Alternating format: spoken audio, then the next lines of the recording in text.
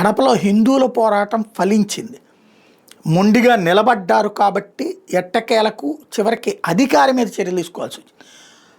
ఆల్మాస్ కూడాకొచ్చి పేరు మార్చేసేసి ఏది టిప్పు సుల్తాన్ పేరు పెట్టించేటటువంటి ప్రయత్నం చేస్తుంటే వాళ్ళకి అనుకూలంగా వ్యవహరించినటువంటి కమిషనర్కి ఇప్పుడు కఠినమైనటువంటి చర్య జరిగింది.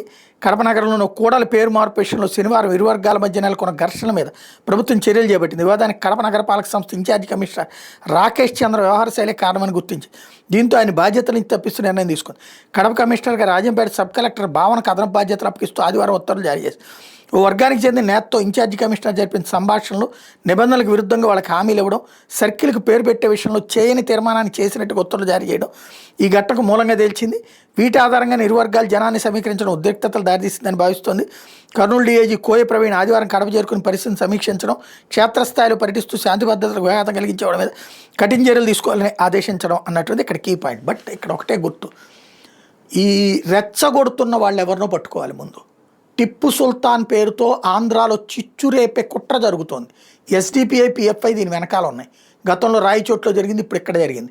టిప్పు సుల్తాన్ అనేవాడు ఈ దేశం మీద దండయాత్రలు చేసి వచ్చినటువంటి ఒక రాక్షసుడు, ఒక బాబర్, ఒక అక్బర్. వీళ్ళందరూ ఎట్లాంటోళ్ళు అట్లాంటోడే వాడు కూడా. ఇదివరకు మన దిక్కుమాలిన పాఠ్య పుస్తకాల్లో వాళ్ళ గురించి గొప్పగా రాసినంత మాత్రాన చరిత్రని మార్చేయలేం, చరిత్రని చెరిపేయలేం. ఈ దేశం మీద దండయాత్రలు చేసి ఈ దేశంలో భూముల్ని లాక్కోవడంతో పాటుగా ఈ దేశానికి సంబంధించిన ఆలయాలు ధ్వంసం చేసిన నీచుడు వాడు. అలాంటి వాడి గురించి వాడి పేరు ఇక్కడ పెట్టాలనుకోవడం అంటే ఖచ్చితంగా గొడవలు రేకెత్తించాలనుకుంటున్నటువంటి వాళ్ళే.